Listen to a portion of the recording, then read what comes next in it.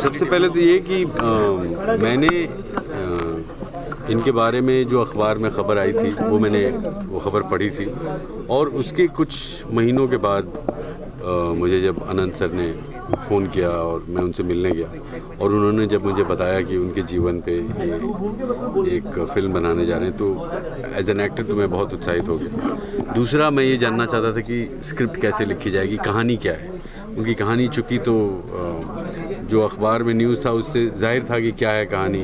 उनका संघर्ष भारतीय सरकार के साथ पिछले 30 सालों से फ्रीडम फाइटर सर्टिफिकेट लेने के लिए जो जद्दोजहद उन्होंने की, वो उनकी कहानी थी, उनके संघर्ष की कहानी थी। लेकिन सिनेमा के लिए उसको लिखना एक बहुत बड़ा संघर्ष अपने आप में है। तो जब मैंने उनसे पूछा कि स्क्रिप्ट कैसे लिखी जाएगी, तो उन्होंने मुझे बताया कि सीपी सुरेंद्रन साहब स्क्रिप्ट लिख रहे हैं, और मैं सीपी सुरेंद्रन साहब का बहुत कायल हूँ।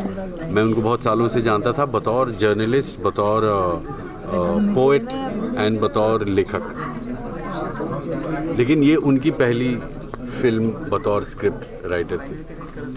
तो इसके बाद हमारा कोलैबोरेशन भी शुरू हुआ। हम कई बार दास साहब से मिलने भी गए, दहसर में रहते हैं दास साहब। तो इसके बाद जब वो स्क्रिप्ट बनकर आई तो धीरे धीरे उसमें काफ़ी बातें गौर हरिदास जी की, जो हम रोज़ जाके मिलते थे उनसे, जो नई बातें उजागर हुई वो हम सब स्क्रिप्ट में, क्योंकि मतलब उनके 30 साल का जो संघर्ष रहा है वो इतना बृहद है कि हम सारी बातें फिल्म में नहीं कह सकते। तो उसमें से क्या हम पिक करेंगे, क्या सेलेक्ट करेंगे और क्या दिखाएंगे, वो उन तानों बानों से बुनी है ये फिल्म।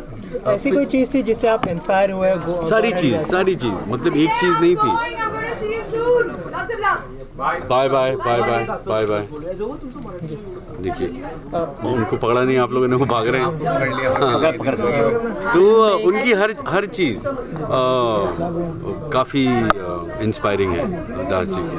वो इतने सिंपल हैं, उनकी सादगी जो है, और उनमें ज़रा भी अभी भी 30 सालों के संघर्ष के बाद ज़रा भी कटुता नहीं है। ये मैंने जो महसूस की उनसे मिलने के बाद, ये सबसे अहम बात उनकी ये है कि उनमें अभी भी किसी के प्रति ज़रा भी कटुता नहीं है।